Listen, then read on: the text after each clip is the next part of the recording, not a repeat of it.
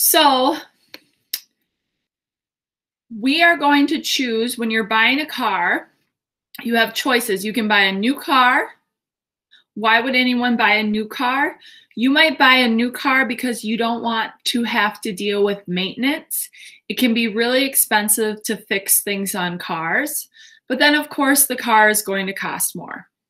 You could also buy a used car, and that means someone else has used it before you. Used cars are much cheaper, but you might be having to pay more money on fixing it and updating the engine. So when I was 23 and I bought my first car, I went for a new car because before that I had a really old car and it broke down all the time. I can't even tell you, I was so haunted. I was like always on the highway and my car was like black smoke because I had this really old car from 1998 and it had tons of miles on it. So I was like, I'm sick of this. So I bought a new car. Now, look at how much money. Here are I have 4 different cars on here, or companies. I have Toyota, Jetta, Honda, and Subaru. Nobody click on these things yet. Please listen to me before we start searching for cars. So a Jetta is $18,900. These Hondas are $21,000 or $25,000, right? You don't have to have that kind of money to buy a car, because what's done is you pay for a piece of the car every month for a long time. So for me, at age 23, my first year teaching, did I have $20,000 saved up for a car? No, I did not. I only had $5,000 saved for a car. So I paid $5,000 and then I had $13,000 left to pay, and that took me 5 years to pay it off. So every month for 5 years, I owed the bank $225. But then when I turned 28, that car was mine. And guess what else? Those 5 years that I had the new car, I never had to pay for maintenance or engine issues because it was new. So I only was paying $225 a month, even though the whole car was $18,000. And now the car is mine. And I could sell it again now. I could sell it for probably $7,000, $8,000. And then, so I get that money back. So that's how it's possible to buy a new car.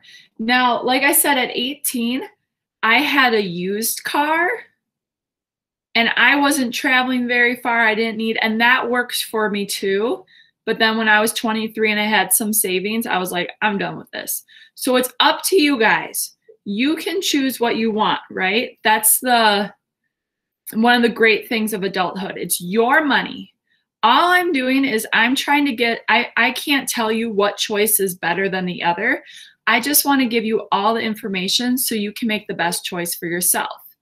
So what you're going to do is we're going to pick one of these cars. So maybe you want a Subaru or a Toyota or a Jetta or a SUV, and we're going to calculate how much it would cost per month. When you click on the picture, it will bring you to a new website. If you click on the picture and the mouse is a black arrow, it will not bring you to a new website. You need to make sure you're in presentation mode, and you need to make sure that the finger is like a white glove like this, okay? Again, don't do it yet. I want you to watch me doing this, okay? Watch how I do this. So I'm gonna go with the Jetta again. And I'm on a payment estimator. So I'm gonna choose my car type. And I'm just gonna stick with the Jetta because that's what I had before and I know it works well for me. Trim, this is like standard, or if you want luxury or premium, they add on so much money for these things. I recommend just doing S for standard. Anything fancier means you're getting like, okay, so this car with just standard is $18,895. If I got the fanciest premium, it's $10,000 more.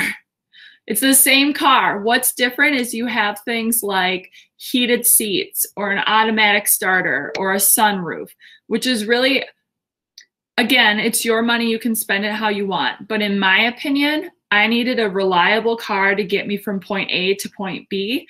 I didn't need anything fancy. So that's why I just chose S for standard. Down payment. We will talk about this later, but a down payment means the money that you've saved up that you'll pay right away. So remember with my Jetta, I said I had saved up $5,000 and I paid that right away.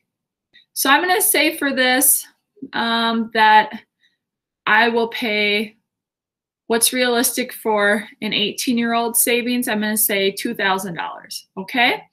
Trade-in value is if you're turning in an old car and they're giving you money for this. If it's your first car, it's going to be 0. Terms. This is how long are you paying the car off?